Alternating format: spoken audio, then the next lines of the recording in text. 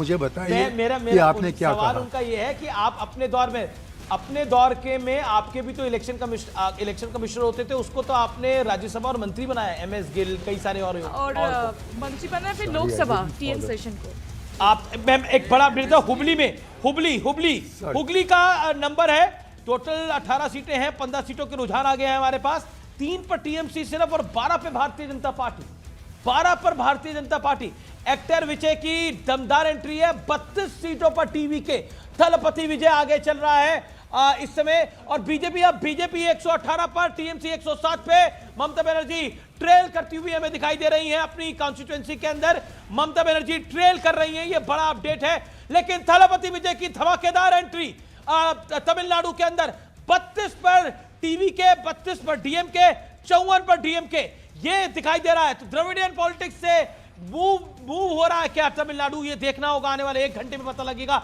लेकिन rout for the Congress right now in Assam, rout for the Congress in Assam. Keralam में left अच्छी खासी टक्कर देता हुआ कांग्रेस पार्टी को।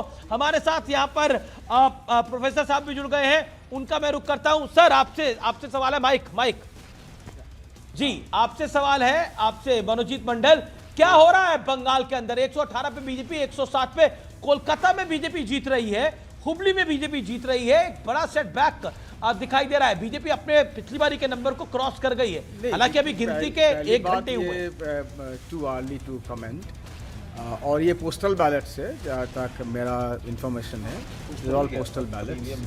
सो नहीं, ईवीएम स्टार्ट हो गया है।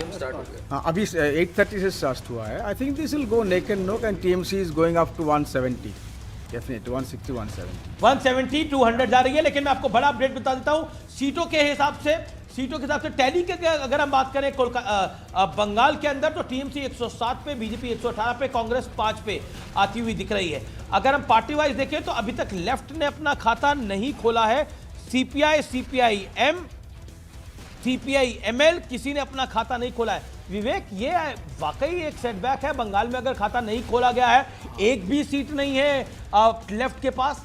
हाँ, बहुत अनफॉर्चुनेट है, वेरी अनफॉर्चुनेट आप लोगों ने। बिल्कुल एक क्लीन वाइप आउट लग रहा है यहाँ पे, और बहुत ही अनफॉर्चुनेट बात है। I think it's a rejection at the moment. Let's wait, अब अभी ईवीएम्स वगैरह खुलेंगे, उसके बाद हम ट्रेंड्स को देखते हैं, लेकिन अभी तक तो it is disappointing.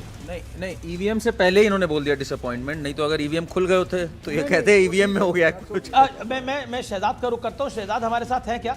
Shahzad Poonawalla,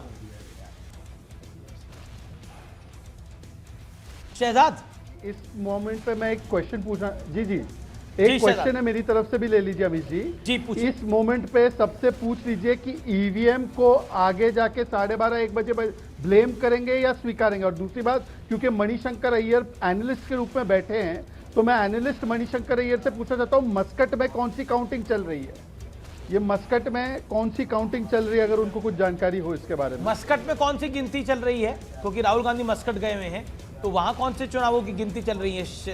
BJP से शहजाद जी ये सवाल पूछ रहे हैं। Mr. Rahul Gandhi is in Muscat at the moment, so they are saying that results are coming and he is absent. आपको बताया है, दोबारा बताता हूँ, कांग्रेस के जानिब से मैं नहीं आया हूँ, और आप ही के कहने पर मुझे जानकारी मिली है कि राहुल गांधी मस्कट में हैं। मैं नहीं जानता हूं कि वो कहाँ गए, लेकिन चुनाव हो चुके हैं, अभी गणन चल रहा है, और इसलिए किसी खास लीडर को दिल्ली में होने का या इंडिया में होने की इतनी खास ज़रूरत नहीं है। वो अपना काम कर रहे हैं, अपना काम करने के लिए गए हैं मस्कट। शहजाद पूनावाला, एक सेकंड, बिल्कुल आप बोलिएगा अपने टर्न पे। शहजाद,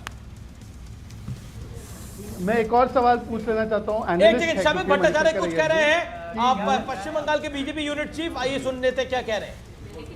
जो इस पूरे इलेक्शन में जो जिस तरीके की भाषा का प्रयोग किया गया, जिस तरीके की तमाम चीजें हुई, सामने से थ्रेट आया अभिषेक बैनर्जी की तरफ से, जो ये कहा गया कि हम देख लेंगे।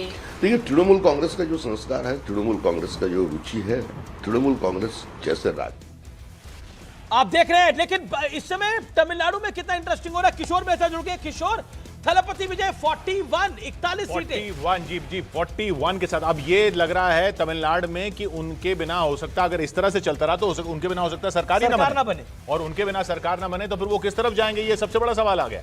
अब देखिए, आप देखिए पश्चिम बंगाल में, केरल में क्या हो रहा है, 60 और 71 क्लोज कंटेस्ट वहां भी बहुत ज्यादा हो केरल गया है। में 71, मतलब अभी के आंकड़ों में तो बहुमत का आंकड़ा पार कर लिया है कांग्रेस ने 71, लेकिन बहुत टाइट कॉन्टेस्ट चल रहा है, बहुत टाइट कॉन्टेस्ट चल रहा है।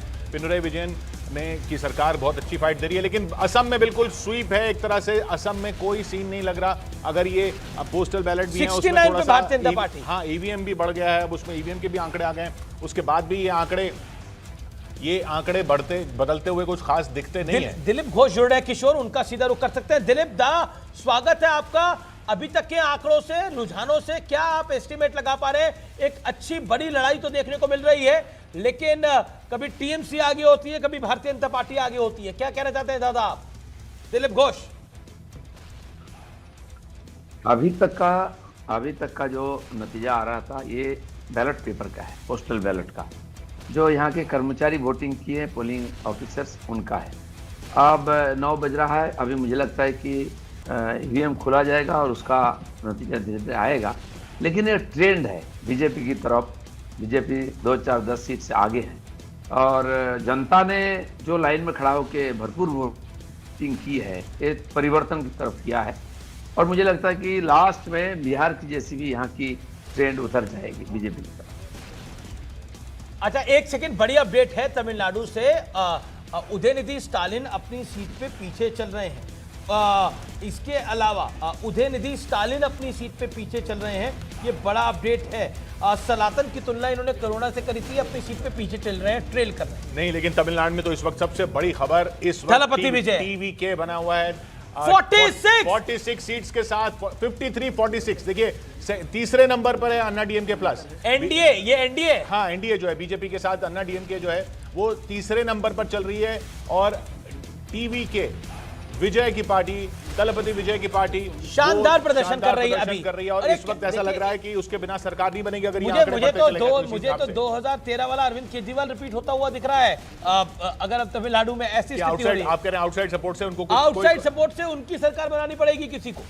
आउटसाइड सपोर्ट की बात तो तब आएगी जब वो आंकड़ा ना छुए, क्योंकि अगर इस तरह से चलते रहे तो कहीं ऐसा ना हो कि वो भी आंकड़ा छू लें। जी, लेकिन अभी क्योंकि डीएमके आगे चल रही है तो देखने के बाद थलपति विजय ने गेम कर दिया है। थलपति विजय, और आप देखिए कांग्रेस 16 पर, बीजेपी 69 पे। आइए चलते हैं ग्राफिक्स को देखने के लिए।